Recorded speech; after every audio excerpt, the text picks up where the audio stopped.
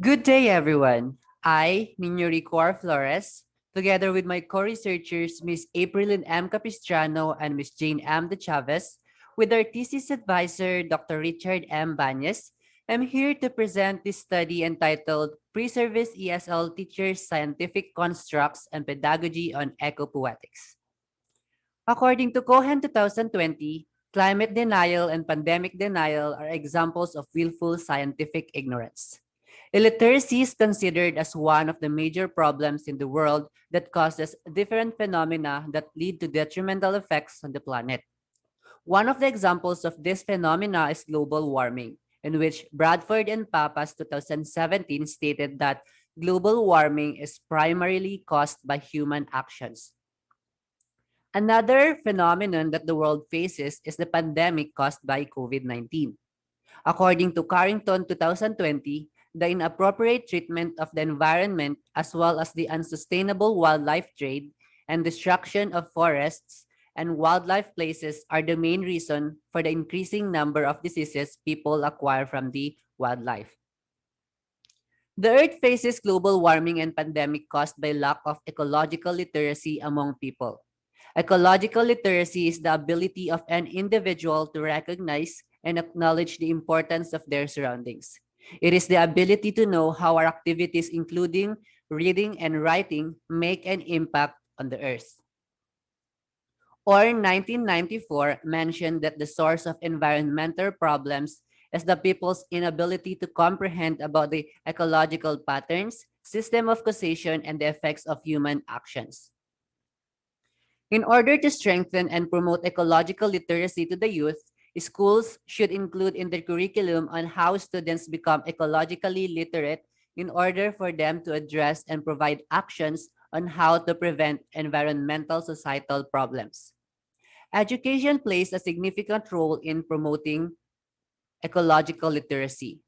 Educating people can bring awareness and understanding of the events and developments that can alter how people relate themselves with the environment. In teaching literature, promoting eco-criticism as an approach to literary analysis can help bring awareness on the importance of ecological literacy among the populace to battle the adverse effects brought by inappropriate human activities. Since illiteracy is a widely known societal problem, especially when it comes to preserving and nurturing the ecosystem or wildlife, this study aims to help the pre-service and in-service ESL teachers in teaching the students to be ecologically literate and to somehow address the problem by analyzing ecopoetics. The researchers believe that this study will help them in bringing awareness to the students to mitigate and maintain the harmony between human and environment by analyzing ecological issues revealed in poems using ecocritical analysis. For the statement of the problem, question number 1, what is scientific constructs are revealed by the ESL pre-service teachers' analysis of ecopoetry? How do these constructs afford them to generate meaning of the ecopoetry? Number 2, what learning or insights do they gain from associating their scientific constructs in analyzing the ecopoetry? And lastly, how will they transfer the learning or insights they gained in analyzing ecopoetry to their future students? The theoretical framework of this study is eco-criticism. It is first termed by William Ruckert in his 1978 essay, Literature and Ecology, an experiment in eco-criticism, which inserts to the application of ecology and ecological concept to the study of literature. In this study, the researchers let the participants apply their knowledge on ecology by analyzing a poem or an eco-poetry for them to be able to connect or understand the meaning of the poem in a much deeper level. A critical mode that studies the portrayal of nature and landscape in cultural texts, especially concentrating to the point of view of nature and the rhetoric employed when talking about it. The literary piece that the researchers use in this study to get the scientific construct of the participants is entitled Fire and Ice by Robert Frost. This poem is about the representation of our environment and how the environment can affect our world. The mission of Ecocritical is to create poems and prose to make the widespread awareness about the need to limit the effect of humankind to the natural world. That's why this study helps promote awareness among pre-service ESL teachers to help them realize the relationship they have with the environment as well as their contribution in protecting it. Ambient poetics is narrative form that reflects an open relationship with the environment. Ecomimesis focuses on the environment rather than the people. In this study, the participants analyzed the poem Fire and Ice by Robert Frost. This eco poem mainly focuses on the importance of the environment that would help the participants understand the importance of ecology or ecological literacy. For the methodology, the researchers used researcher-made research paradigm for it served as the process that the researchers utilized to arrive at the outcome of the study. In this study, the researchers utilized eco-critical analysis in analyzing the poem Fire and Ice by Robert Frost. Through this eco-critical analysis, the researchers were able to know the environmental knowledge as well as the ecological perspective of the participants. With the help of these informations, as well as the help of guide questions provided to the participants, the researchers revealed their scientific construct. After the researchers revealed or identified the participants' scientific construct, it helped them gain insight about ecological literacy. And after acquiring a clear understanding on ecological literacy, the researchers conducted a focus group discussion to better understand the participants' knowledge and to know their teaching strategies or pedagogy on ecopoetics. The interpreted data from the focus group discussion led the researchers to the participants' pedagogy on ecopoetics. For the results and discussion, Table 1, Pre-Service ESL Teachers Scientific Constructs. The scientific constructs revealed by the pre-service ESL teachers are risk perception, risk analysis, and risk reduction or mitigation.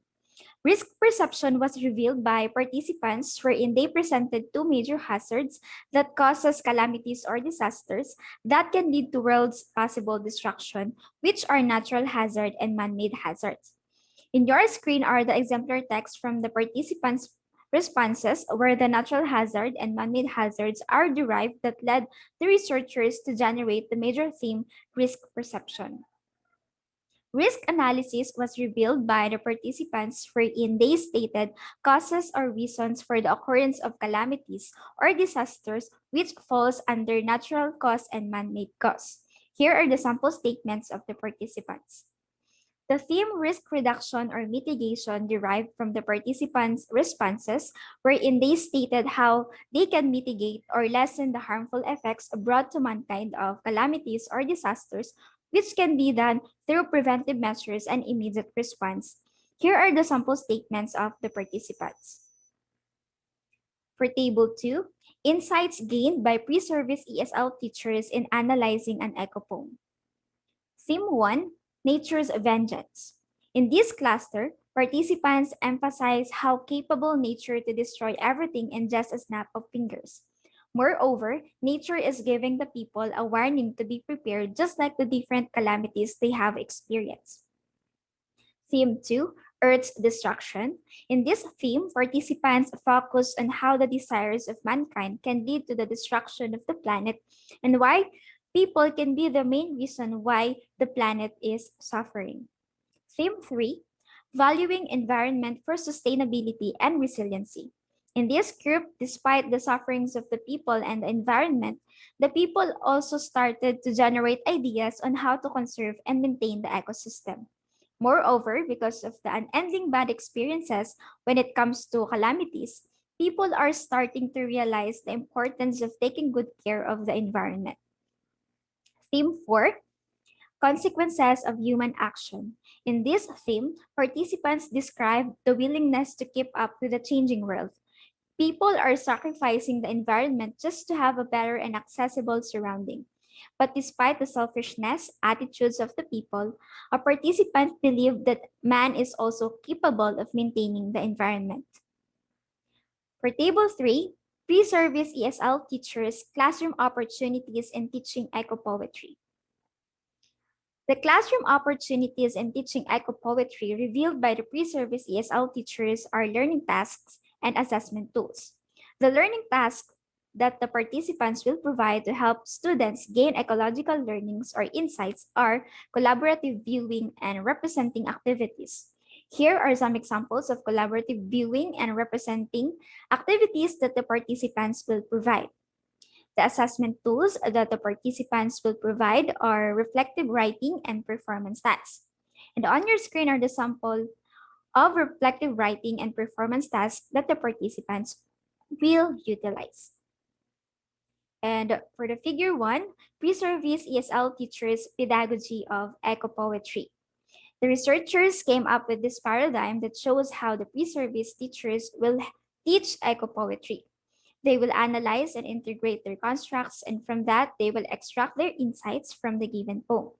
Next to that, they will transfer the insights they have gained by providing learning tasks such as collaborative viewing and representing activities.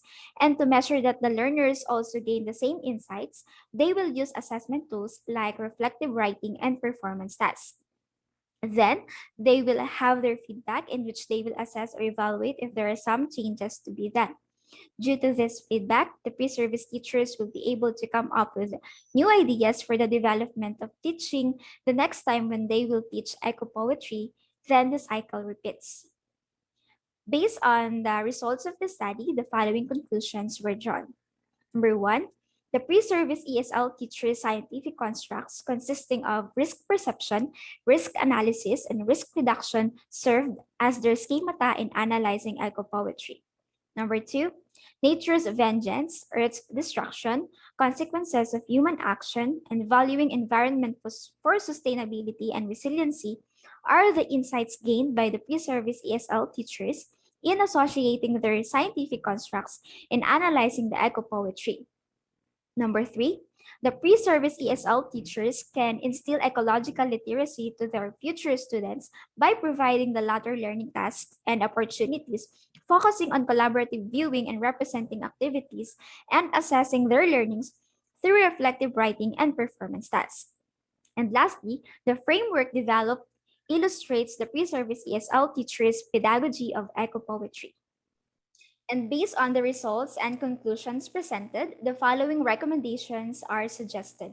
Number 1, ESL in service and pre-service teachers can collaborate with science teachers and those specializing with other allied disciplines in designing learning opportunities that may enrich students' scientific constructs through the teaching of ecopoetics. Number 2, supplementary materials on ecopoetics may be developed by teachers and subject experts to promote scientific literacy, focusing on ecology among basic education students. Number 3, the framework developed by the researchers in teaching ecopoetics can be subjected to validation by experts and practitioners and be considered in implementing curricular activities in pre-service ESL teacher training. And lastly, a case study or phenomenological research can be undertaken to further explore how the teaching of ecopoetry is facilitated in basic and tertiary education. And that concludes our presentation. Thank you for listening and have a good day ahead.